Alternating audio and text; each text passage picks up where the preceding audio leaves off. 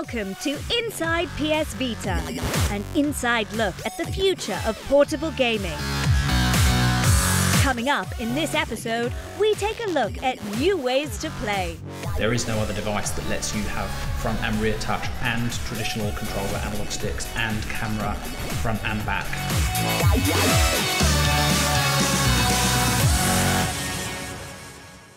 So what exactly are the new ways to play?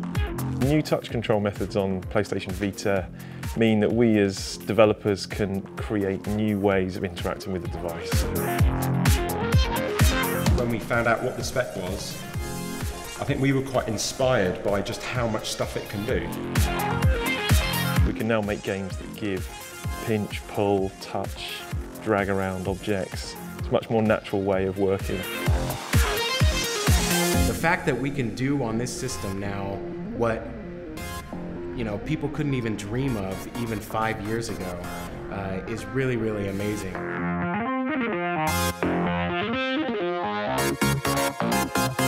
The Vita is a connected device. It has 3G and Wi-Fi. If you're playing on the bus, you play the game, play a mission, you get a high score, that's logged into the system. Then one of your friends, maybe the next day, comes along, they see that you've beaten their score. They then go and say, well, I've been challenged, I'm going to see if I can beat it. You have two people in different time zones that are really communicating with each other. And that is one of the central principles of a portable device. And that's something that's never really been able to be done before. And the 3G enables that to be done at any time, anywhere. In terms of the social elements of the game, essentially, once you've created your account within the game, you can actually invite other people to become followers, or you can follow other people. So that's probably people who you know initially, but actually it might be somebody, if you've seen their art and see that they've put time and effort into that, you might want to follow them. So very similar to a Facebook or a Twitter, you can actually start to build a community of people. So we have a game called Lead Your Friends to the Hot Tub, and it uses your PlayStation Network friends. So the setting is you're at this kind of party at Frobisher's house, and Frobisher's at one end of this party in his big hot tub, just like reclining, and the party's full of like little characters, some little RPG characters, and you go out into the party and every person you walk up to, their name appears above their heads, and you have to find the ones that are your friends, your actual PlayStation Network friends, and gather them up and take them to the hot tub so they can jump in and sit there with Frobisher. Dual analog has become something that really is second nature to gaming. And so many of us are so used to or accustomed to the DualShock controller that the Vita actually makes it so that it's just second nature. You can literally pick up this machine and you just start playing. There's no thinking, there's no learning curve, you just get up and go. The microphones on the Vita work extremely well. While you're playing the game and you're listening to the game through the Vita, the Vita itself picks up your voice, very, very clearly. This enables you to communicate very easily with your friend as you go through and play the game. It allows you to coordinate actions within the game, congratulate each other, or basically just, talk and, socialize as well as you're playing the game.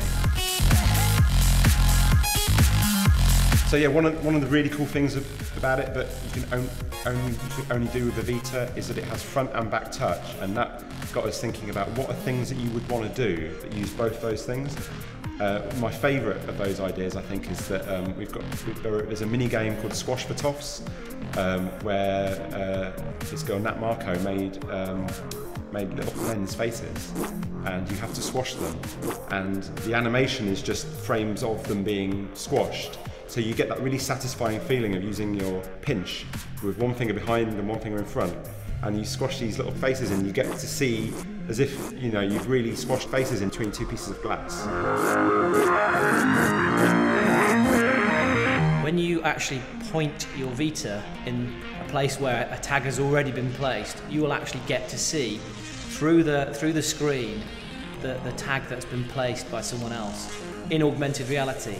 And as you move the screen around, as you move the camera around, we get to see different elements and different art if it's been placed in those places. I was so amazed with how well that you know, just that whole thing of using the camera and using the accelerometers, and is that what they're called?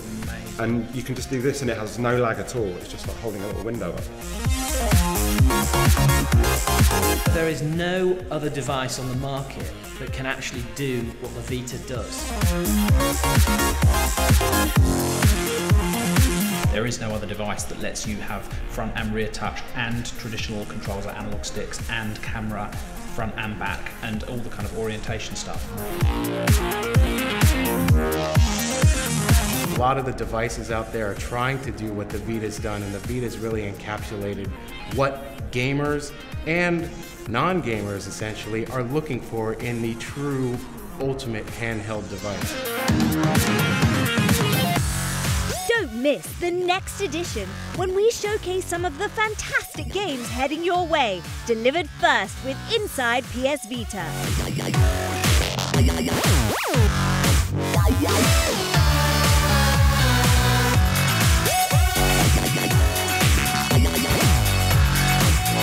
Thanks for watching. See you next time.